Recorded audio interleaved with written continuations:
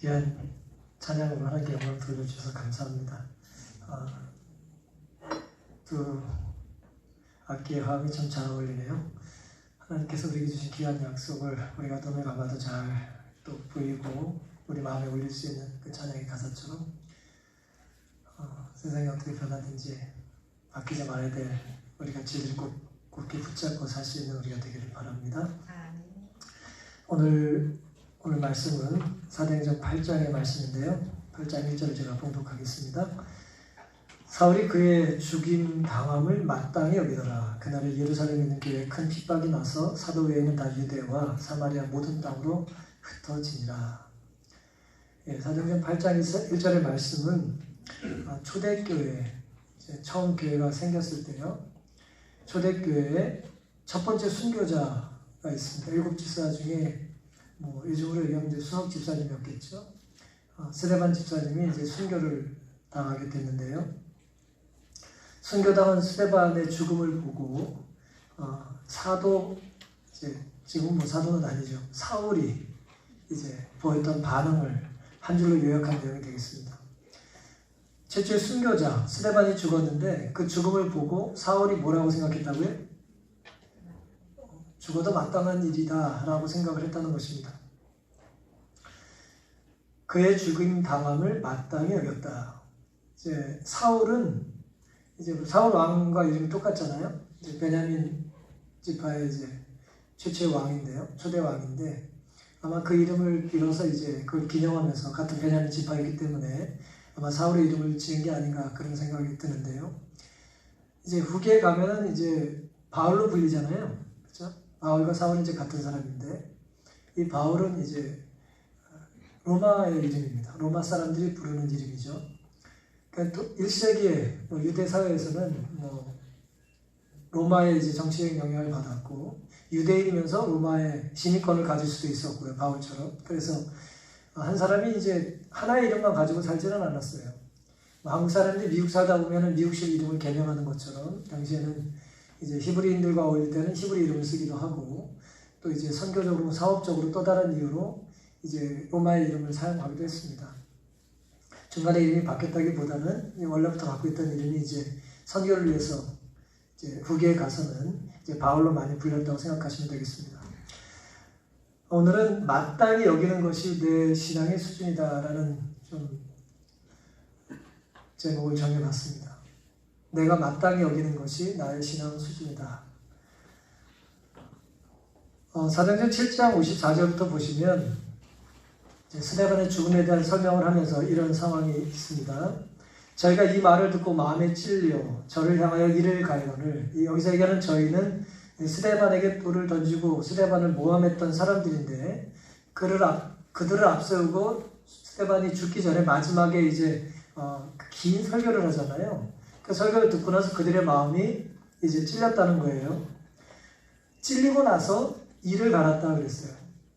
55절 스데반이 성령이 충만하여 하늘을 우러러 주목하여 하나님의 영광과 및 예수께서 하나님 우편에 서신 것을 보고 말하되 보라 하늘이 열리고 인자가 하나님 우편에 서신 것을 보더라 하되 저희가 돌로 스데반을 치니 스데반이 부르짖어 가로되 주 예수의 내 영혼을 받으시옵소서 무릎을 꿇고 크게 불러 가로되 주여 이 죄를 저들에게 돌리지 마옵소서 이 말을 하고 자니라 그랬습니다.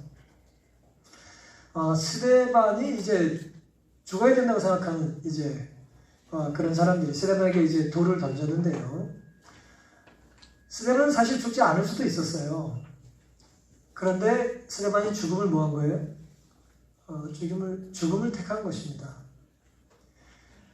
내가 옳다고 하는 것을 포기하지 않고 죽더라도 그 옳은 가치를 그 신념을 고수한 것이죠. 죽을 줄 알면서도 가는 거예요. 우리는 그런 죽음이 순교자의 죽음이라고 말합니다. 스데반이 죽었어요. 죽임을 당한 것이죠. 스데반이 어쩌다 보니까 이렇게 살다가 죽을 줄 모르고 죽임을 당한 것이 아니에요. 당시 스데반처럼 살면 반드시 결국에는 언젠가는 확실하게 죽는 거예요. 죽을 줄 알면서 스데반은 왜 그렇게 살았을까요? 우리 10대들이 무섭다고 하잖아요. 생명이 얼마나 귀한지 잘 모르기 때문에 10대 아이들이 무서워요. 그렇죠? 그것은 이제 죽을지도 모르고 그러는 거예요. 죽을 줄 알고 그렇게 안 해요. 죽는 게 뭔지 모르니까 이제 10대 아이들이 이제 무서운 거죠. 근데 스데반은 지금 10대가 아니에요. 죽음이 뭔지를 아는 사람인데 죽음을 택한 것입니다. 왜 그랬을까요? 사도행전 6장 15절은 죽기 전에 스데반이 어떤 모습을 가지고 있는지를 이렇게 기록하고 있습니다. 공회 중에 앉은 사람들이 다 스데반을 주목하여 보니 그 얼굴이 누구 얼굴 같았다 그랬어요? 천사 얼굴 같았다 그랬어요. 죽기 전의 모습이 천사 같았다 그랬어요. 스데반의 얼굴이 거룩한 광채로 빛났던 것이 틀림없다. 스데반의 얼굴은 그가 그리스도께 가까이 있었기 때문에 예수님과 가까이 있었기 때문에 그리고 예수께서 하나님 우편에 앉아 계신 것을 곧 보게 될 그 이상의 빛으로 말미암아 광채가 났다 그랬어요. 그러니까 스데반이 보여준 빛은 스데반의 옆에 누가 있는지, 스데반이 중요하게 생각하는 가치가 무엇인지를 보여준 것입니다. 마치 모세가 시내산에서 내려왔을 때 빛이 난 것처럼 그의 가장 최근에 그의 삶의 모습이 무엇인지를 드러내 보여줬던 것이죠. 근데 우리가 뭐 향에 대한 얘기를 하면서 꽃가게에서 나오면 무슨 향이 나요? 꽃의 향이 나는 거죠. 향수 가게에 있다 나면 향수의 향이 나는 거예요. 뭐 쓰레기장을 지나게 되면 내 몸에 좋지 않은 이제 냄새가 나는 것이죠. 마찬가지로 스데반의 천사의 얼굴을 보였다라고 하는 것은 그가 천사처럼 살았고 예수님과 함께 동행했다는 것을 이제 보여주고 있는 것입니다. 죽을 때의 모습은 그 사람이 어떻게 살았는지를 보여주는 것 아니겠어요? 그렇죠? 스데반은 죽는 순간까지 그리스도의 빛을 반사하는 삶을 살았습니다. 성경은 스데반이 성령이 충만했다고 했어요. 성령이 충만하면 보이는 게 있어요. 성경을 보면 성령이 충만한 사람들이 보이는 게 있고 성령이 충만할 때 그들이 하는 말이 있어요. 그러니까 성령이 충만한 사람들이 몇 가지 특징이 있습니다. 그 특징은 성령이 어떤 존재인지를 보여주는 것이죠. 그렇죠? 성령이 들어와 계시니까 그 특징이 드러나는 거예요. 말하는 데서, 표정에서, 태도에서 이제 드러나는 것입니다. 그래서 성령이 들어오시게 되면 성령이 계시기 전과 이후가 같을까요? 다를까요? 당연히 다르겠죠. 그래서 초대교회 우리 사도행전의 역사를 읽어보면 사람들이 놀라는 거예요. 저들이 많이 배우지 않은 사람들인데 어떻게 저렇게 변했냐? 저들이 전에 저런 말을 알지 못하던 사람인데 어떻게 저런 말을 할 수 있냐? 저들이 이기적인 사람인데 어떻게 저렇게 무화적인 사랑을 실천하고 살 수 있냐라고 하는 이제 의아한 모습들이 사도행전에 계속 기록되어 있는 것입니다. 스데반은요, 그는 그의 말이 저항을 받고 있음을 보았다고 했어요. 죽기 전에 자기가 하는 말이 지금 저항을 받고 있다는 걸 알았어요. 보통 눈치 있는 사람은 내가 말하는 게 저항이 받으면 어때요? 그 말을 더 이상 잘 안 하죠. 근데 스데반은 어떻게 했냐? 그는 그의 말이 저항을 받고 있음을 보았고 그가 최후의 증언을 하고 있음을 알았다고 했어요. 아, 이 말하면 난 죽는구나 라고 하는 걸 알았다는 거예요. 그런데 그의 죽음은 교회에게 견디기 어려운 시련이었으나 그것은 그의 기억에서 순교자의 신앙과 지조 그리고 그 용모에 머물러 있었던 영광을 지울 수 없었던 사울의 양심을 일깨우는 결과를 가져왔다고 했어요. 그가 의도했던 건 아니지만 스데반이 의도했던 건 아니지만 사울이 그걸 통해서 엄청난 감동을 받았다는 것이죠. 내가 죽을 줄 알지만 그 말을 멈출 수 없는 사람은 어떤 말을 해야 할까요? 이 말이 마지막이라면 어떤 말을 해야 할까요? 보통 사람 같으면 살려달라고 하겠죠. 근데 스데반은 죽지 않을 수 있었는데 죽음을 택한 거거든요.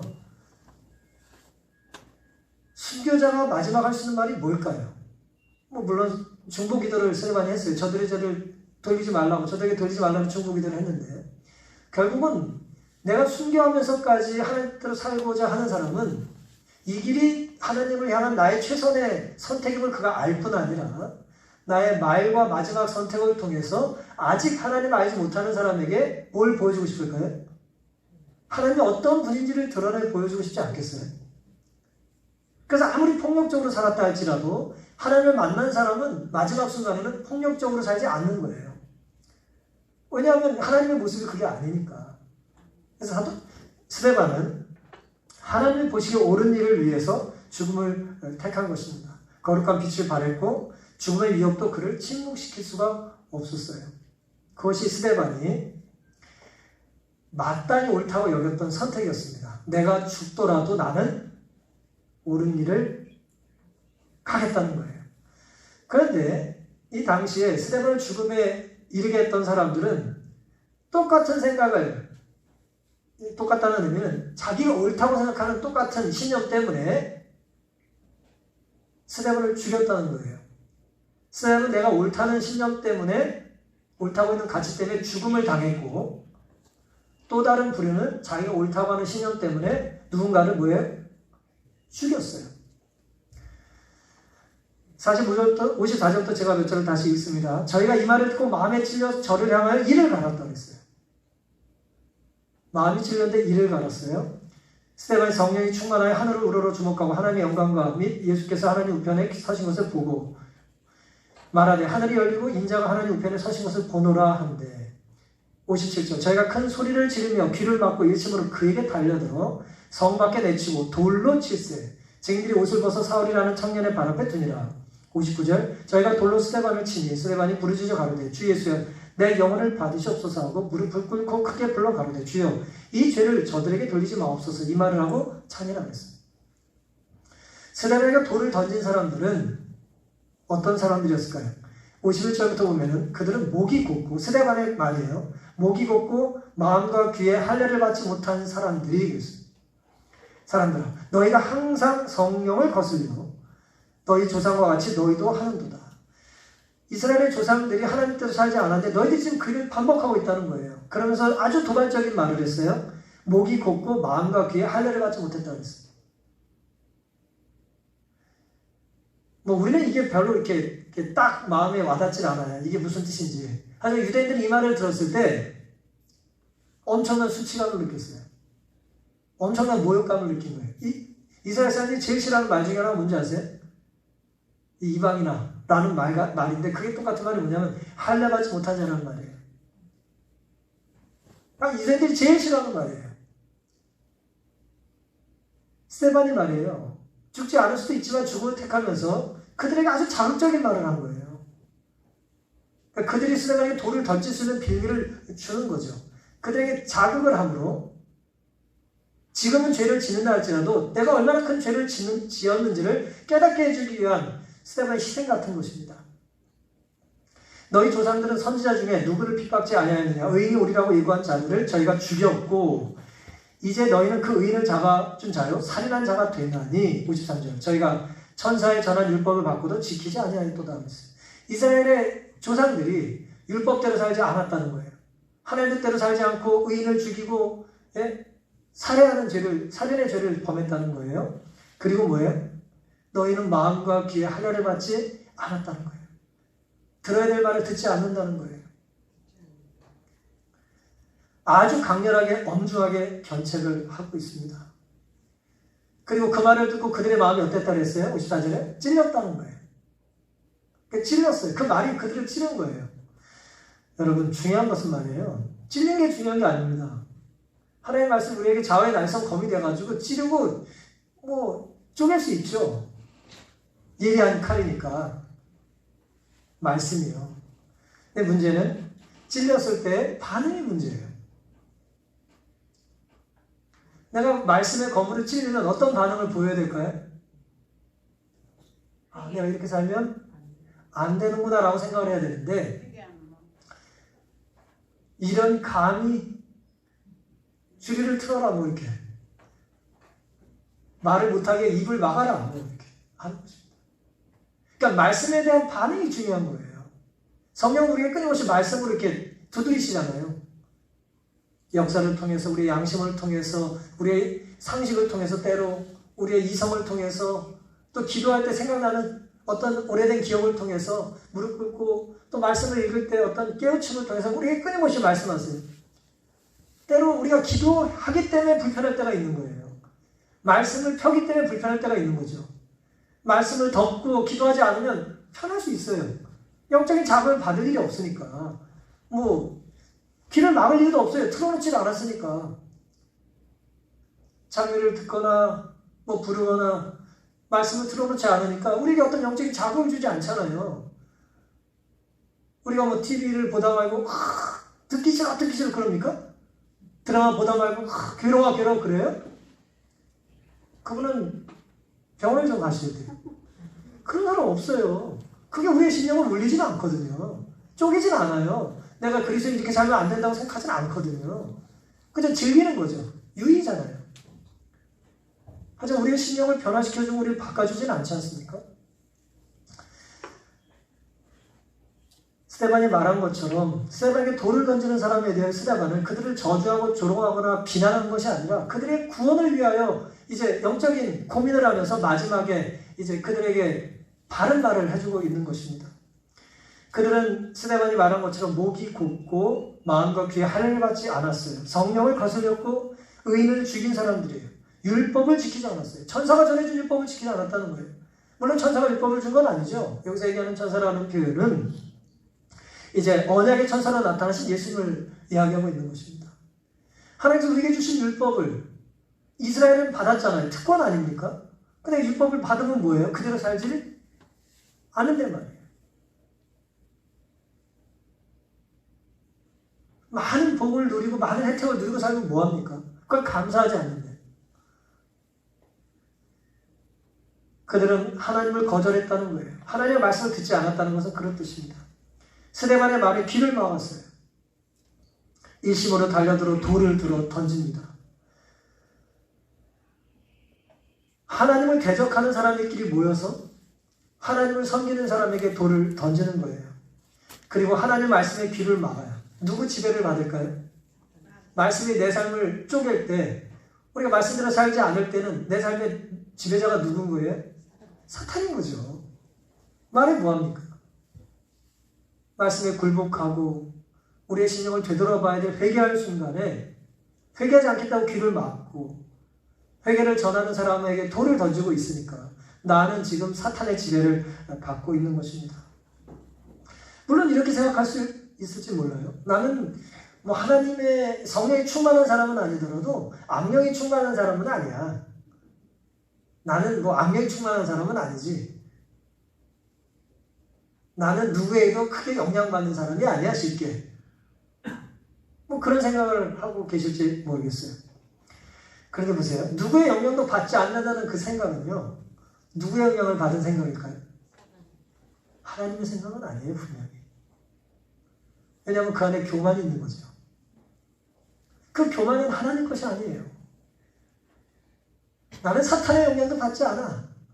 하나님의 영향도 받지 않지만 이라는 생각 자체는 하나님의 생각이 아니기 때문에 그 안에 성령이 계시지 않다는 반증인 거예요.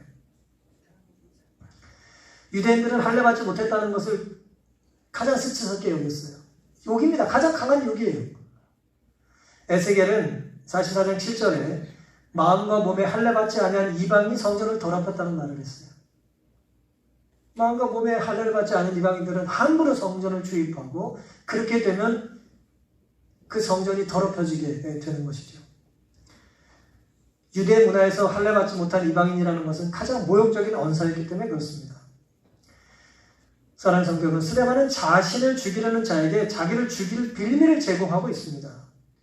왜냐하면 그렇게 강력한 충격을 주더라도 동족들의 삐틀린 마음을 좀 뒤흔들어 놓고 싶었어요.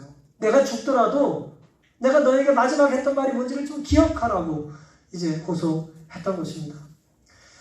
그 말을 듣고 스데반에게 돌을 던진 사람은 분노했어요. 여러분, 우리도 살다 보면 분노할 때가 있지 않습니까? 오늘 우리의 분노가, 우리의 거부감이, 그쵸? 불편함이, 우리 내적인 괴로움이 말이에요. 저항감이 말씀에 일치된 것이 아니라면 자신을 돌아봐야 해요.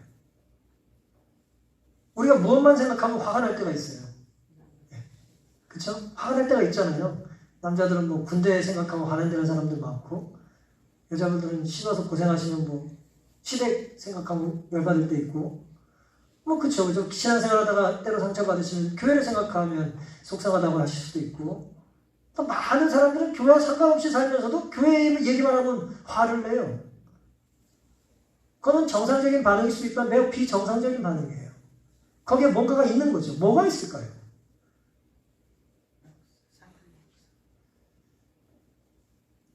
성경에서 가르치는 분노가 아닌 것이 분명한 거예요. 분노가 자연스러울 수 있죠. 우리가 죄인이니까. 하지만 그 분노를 통해서 우리 뭘 되돌아봐야 합니까?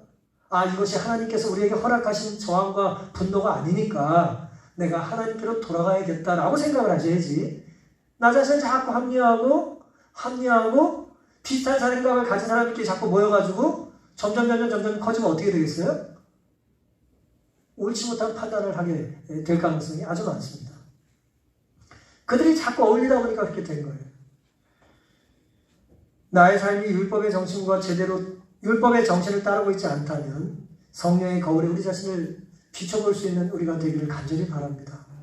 예배가 그런 것이고요. 기도가 그런 것이고 성도의 교제가 그런 거예요. 개인적인 기도 시간을 구별하는 것이 그런 것입니다. 하나님이 어떤 분인지를 돌아보는 시간이 되는 것이죠. 그렇게 하나님을 묵상하고 쳐다보고 내 자신에게 적용했을 때 내가 뒤틀려졌다는 걸 깨닫게 된다면 그때는 뭐예요? 이를 갈지 말고 이들처럼 이를 갈지 말고 내 자신의 죄를 씻어낼 수 있는 적기다 라고 하는 겸손한 태도를 갖게 되시기를 간절히 바랍니다. 8장 1절에 보시면 이제 스데반이 이제 이런 죽음을 당했고 이 스데반이 이런 돌을 던졌던 사람들의 모습을 보고 사울이 그의 죽임 당함을 어떻게 여겼다고요? 마땅히 여겼다고 그랬어요. 이게 오늘 이제 제목이 되겠습니다. 그의 죽임 당함을 마땅히 여겼다고 그랬어요. 사울은 왜 그의 죽음을 마땅히 여겼을까? 7장 58절에 보시면 성 밖에 내치고 돌을 칠세. 군중들이 지금 스데반에게 돌을 던져서 그를 죽이고 있잖아요. 돌을 칠세. 증인들의 옷을 벗어 사울이라는 청년의 발 앞에 투니라고 그랬어요. 그러니까 사울은 직접적으로 돌을 던졌어요, 안 던졌어요? 사울은 돌을 직접 던지질 않았어요. 돌 던지는 사람들이 이렇게 뭐 좀 돌 좀 잘 던져보겠다고 그 사람이 입은 옷이 이제 통으로 된 옷이니까 불편했다 이거죠. 그래서 이제 뭐 이렇게 우통을 벗고 옷을 누구에게 맡겨요? 사울에게 맡기고 돌을 던지러 가서 이제 스데반을 죽인 것인데요. 언뜻 보면 사울은 주동자 같아 보이진 않아요. 그렇죠? 사울이 주동자예요, 주동자 아니에요? 어쨌든 이 내용을 보면 주동자는 아니죠. 주동자로 보이진 않아요. 그냥 동정은 했죠. 그런데 돌을 던져서 죽이려고 하는 사람들 옷을 지켜줬으니까 이제 동정은 한 건데요. 동조하다 보면 어떻게 될까요, 결국? 동참하게 돼요. 뭐 적극적으로 참여를 했다, 주도적으로 그 일을 벌인 것이 아니다. 뭐 어쨌든 이런저런 뭐 우리가 분류를 할 수 있을지 모르겠지만 어쨌든 이 내용만 가지고 보더라도 그의 동조는 동조로 끝나지 않고 결국 동참을 하게 되는 것이죠. 우리가 이것을 어떻게 알 수 있냐면 사울이 스스로 자기의 이 경험을 사도행전 22장에 이렇게 고백을 해요. 22장 20절. 또 주의 증인 스데반이 피를 흘릴 적에 내가 곁에 서서 찬성하고 그랬어요. 스스로 뭐라 그랬어요? 돌 던져 죽이는 일에 나는 뭐 했다? 적극적으로 찬성했다는 것이죠. 아까 스데반이 어쩌다 보니 자기도 모르게 돌 맞아 죽은 게 아니라고 제가 말씀드렸죠? 죽을 줄 알고 그 일을 했다고 그랬죠? 사울 역시 마찬가지예요. 어쩌다 보니 그 옆에 있다 보니 어쩔 수 없이 남들이 갖다 맡기니까 뭔 일도 모르고 그 일을 자기가 맡은 것이 아닌 거고 사울은 스데반이 신문하고 판결하는데 중요한 역할을 했다고 했어요. 신문하고 판결하는데 중요한 역할을 했다고 했어요. 그날 그곳에서 사울이 보인 태도는 사울이 어느 편에 속해 있는지를 보여주는 거예요? 보이지 않는 거예요? 네 편 어디야? 너 어느 편이야? 라고 물을 때 누군가 사울의 행동을 보면 그가 어느 편인지 알 수 있어요? 없어요? 헷갈려요? 극명하게 드러나는 거죠.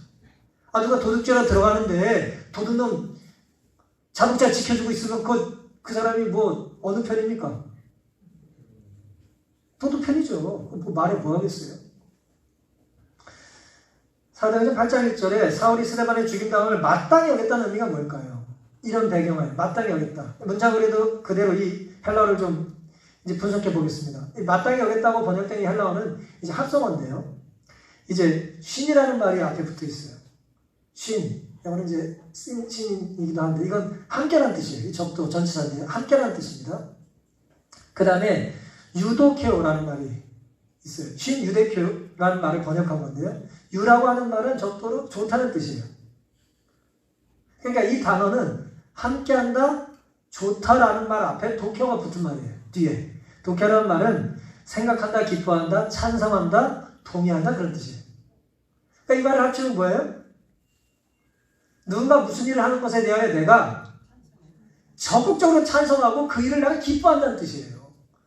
사울이 마땅히 여겼다는 것은 생각해보니까 결국 그게 옳은 것 같아가 아니라 적극적으로 그 일이 옳다고 믿고 그 일이 기쁜 거예요.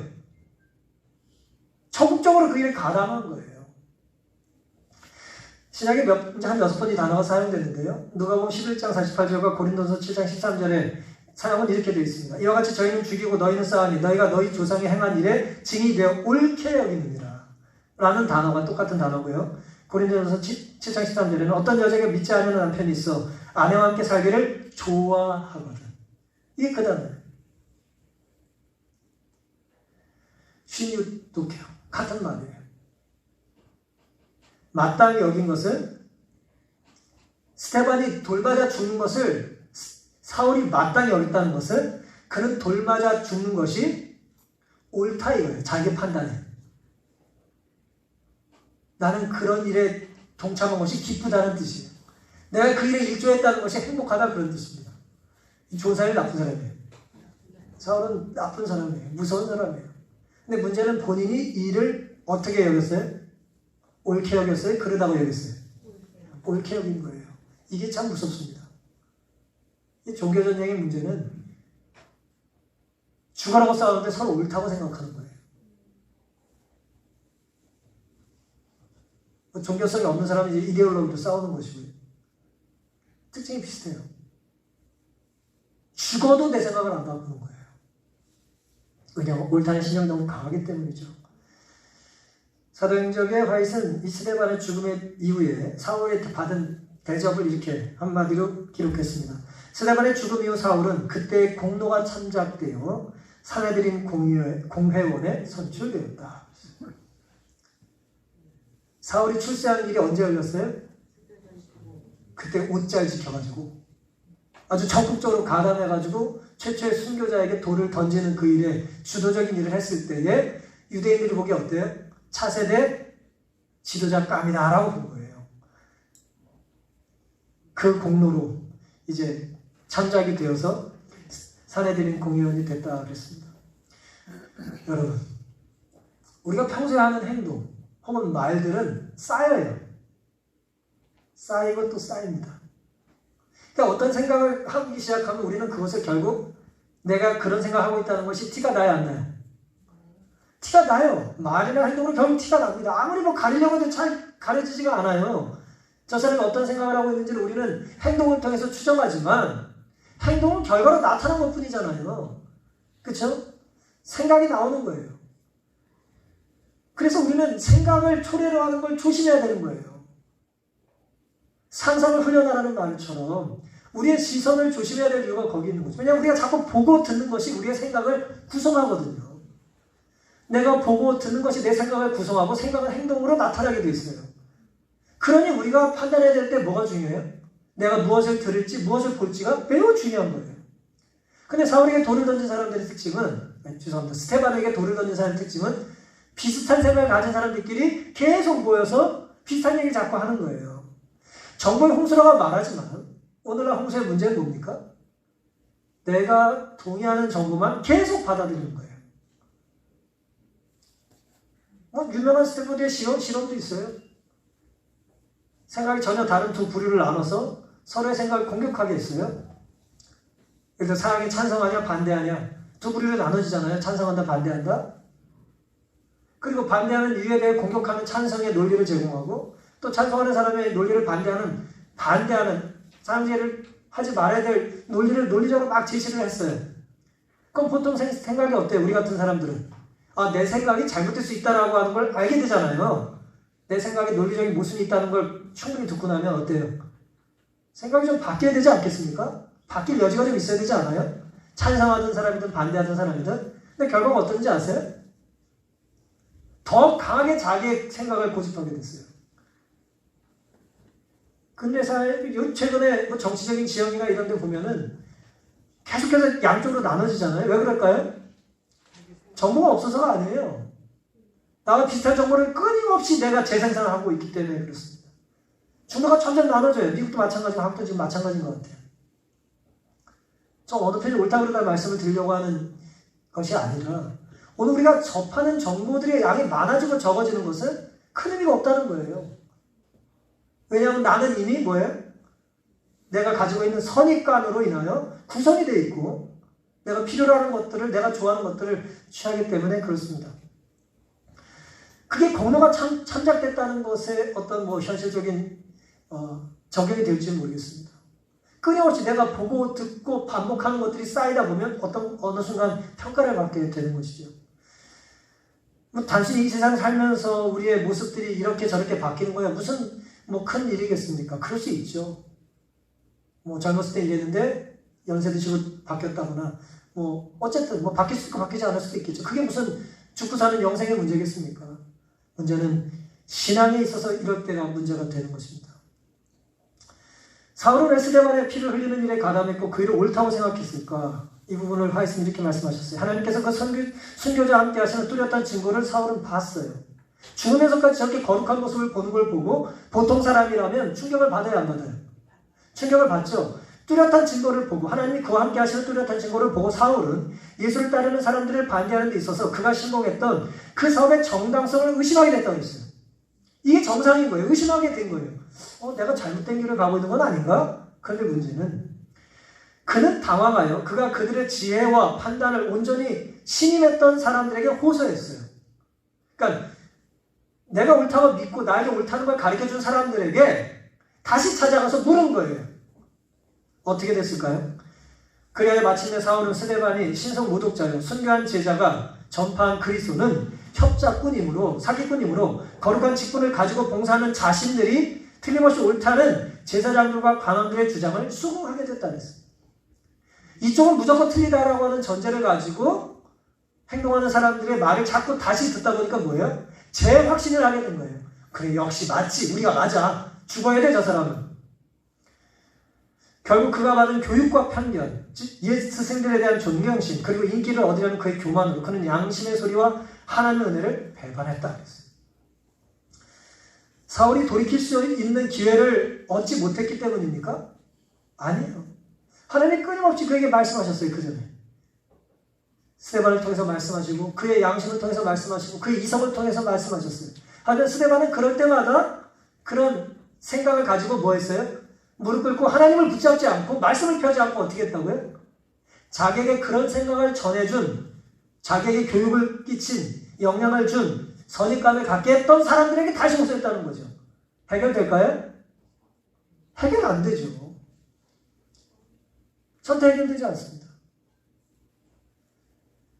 교육과 편견, 그의 교육과 편견을 조장한 사람들에 대한 존경심, 그리고 그들 사이에서 인정을 받고 싶은 교만함 때문에 그는 결국 하나님이 그에게 말씀하시는 양심의 소리를 막아버리고 귀를 막았고요. 거절했고 하나님의 은혜를 배반했어요. 확증 편향. 요즘 들어보셨죠? 확인 편향이라고 번역하기도 하는데 확증 편향이라고 그러죠. confirmation bias. 그러니까 내가 확신하는 것이 삐뚤어져 있다 그거예요. 치우쳐 있다 이겁니다. 1960년에 영국의 심리학자 피터 윌슨이 이제 제시한 개념인데요. 선입관, 내가 가진 선입관, 편견을 뒷받침하는 근거만 수용하는 거예요. 내가 옳다고 믿는 정보만 가져와요. 자신에게 유리한 정보만 선택하는 거예요. 그걸 자꾸 수집하는 거예요. 내가 옳다는 논리를 막 변화할 수 있는 것만 계속 취하는 거죠. 요즘 많이 쓰는 말이잖아요. 보고 싶은 것만 보고 믿고 싶은 것만 믿는 거예요. 객관성과는 관련이 없어요. 객관적이지 않아요. 아무리 팩트 요즘 말해도 내가 필요한 팩트만 받아들이는 거예요. 남이 제시하는 팩트는 뭐예요? 조작됐다고 말해버리는 거죠.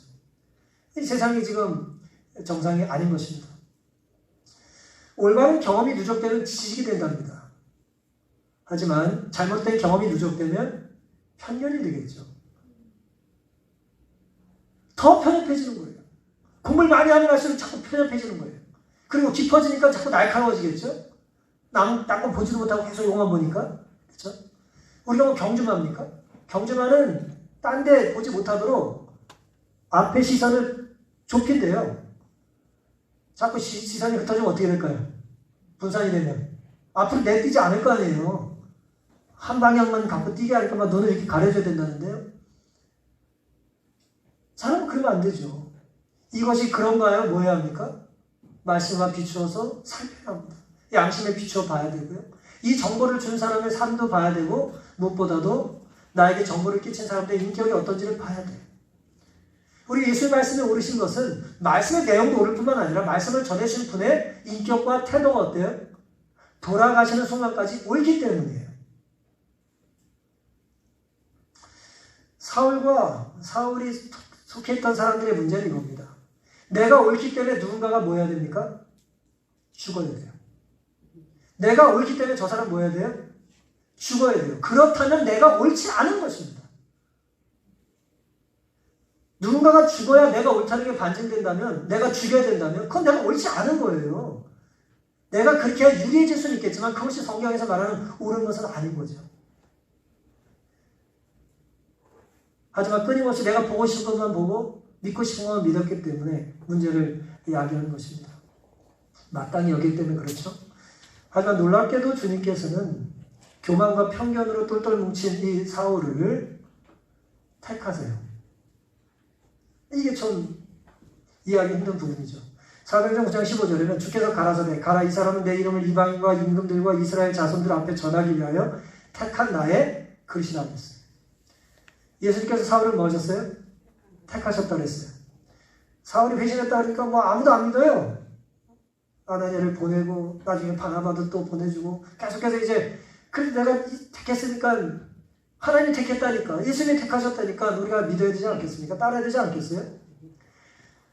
초대교회의 이제 위기 중에 하나입니다.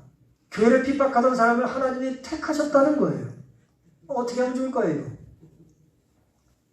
우리의 가해자를 하나님께서 변호인으로 택하셨다는 거예요.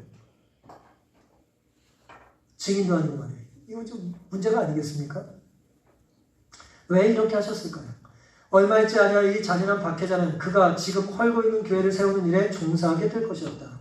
사탄보다 더 능력이 크신 분께서 사울을 택하셔서 순교한 스데반을 대신하여 당신의 이름을 위하여 전파하고 고통을 당하게 하시고 당신의 피를 통한 구원의 기별을 멀리 그리고 널리 전하도록 하실 것이었다. 이해가 가십니까? 오늘 본문을 이제 인용하자면 마땅히 여겨지세요. 이게 옳은 선택 같습니까? 이해가 안 가는 거예요. 받아들이기가 힘든 거예요. 순교자에게 돌을 던지는 것도 우리는 이해가 안 가지만 돌을 던지는 사람이 옷을 지켜주는 것도 이해가 잘 안 가지만 그 사람을 택해서 주의 사업을 하시겠다는 주님의 뜻도 이해가 잘 가질 않을 거예요. 교회를 허문 자에게 교회를 세우게 하시고 첫 순교자의 피를 흘리게 한 자에게 십자가의 보혈을 전하게 하시고 스데반에게 돌을 던진 사탄의 도구로 쓰임받던 자에게 주님의 종으로 쓰시겠다는 거죠. 사랑하는 성도 여러분, 사울은 스데반이 죽는 것이 마땅하다고 여겼지만 하나님은 그런 사울 같은 죽어 마땅한 죄인을 주님의 사업에 사용하시기 위하여 쓰임 받을 수 있도록 그를 택하시고 포기하지 않는 선택하시는 것이 십자가의 사랑으로 봤을 때는 마땅하신 일이었어요. 주님은 그것이 기쁘신 겁니다. 주님에게는 그것이 의미 있는 일이에요. 모두가 반대도 주님은 그 일에 찬성의 표를 던지시겠다는 거예요. 나는 저에게 기회를 주겠다는 것이죠. 사람의 생각을 신념으로 삼지 말고 하나님의 사랑과 율법을 우리의 마땅히 행할 길로 삼게 되시기를 바랍니다. 하나님의 뜻을 높이려면 하나님과 즐길 시간을 보내고 하나님의 뜻을 즐겨 행해야겠죠. 사람과 소통하는 시간보다는 하나님과 소통하는 시간이 길어야 하지 않겠습니까? 우리가 세상에 잡다한 정보를 취하는데 우리가 많은 시간을 들이는데 그 시간을 비추어서 우리가 말씀을 배우거나 묵상하거나 듣는 일에 혹은 읽는 일에 우리는 얼마의 시간을 투자하고 있습니까?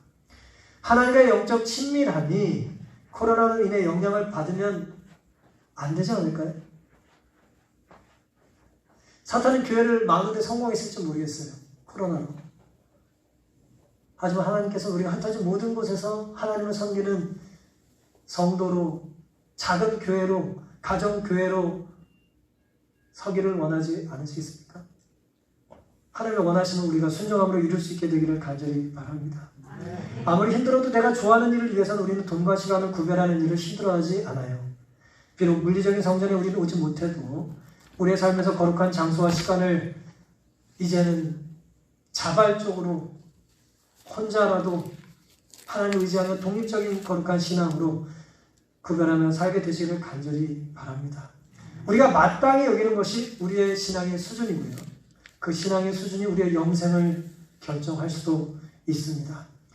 허물과 죄로 죽은 우리를 십자가로 성령의 호소로 우리를 살려주신 분께서 오늘 우리가 마땅히 여기고 있는 어떤 삶의 가치들, 이 세상의 어떤 견해나 세상의 어떤 사상이라면요, 그게 결정적인 문제가 되지 않을 수는 있겠지만 하나님에 대한, 교회에 대한, 그리스도인의 자세에 대한 우리의 태도가 나 자신을 합리화하고 편견에 끊임없이 치우치고 확증 편향을 심화하고 하는 하나님께서 원하시는 정보가 아니라 나 자신을 합리화하는 정보들만 끊임없이 받아들이는 그런 어리석은 모습을 우리에게 얻게 되기를 간절히 바랍니다. 성령은 남을 살리게 하시지 남을 죽게 만들지 않으신다는 것을 기억하고 아무리 힘들어도 오늘 우리의 선택이 누군가를 살리는 일을 마땅히 여기는 떠오르는 한 주가 되기를, 그런 삶을 살기로 결심하는 우리가 되기를 바라면서 오늘 말씀을 마치겠습니다. 네.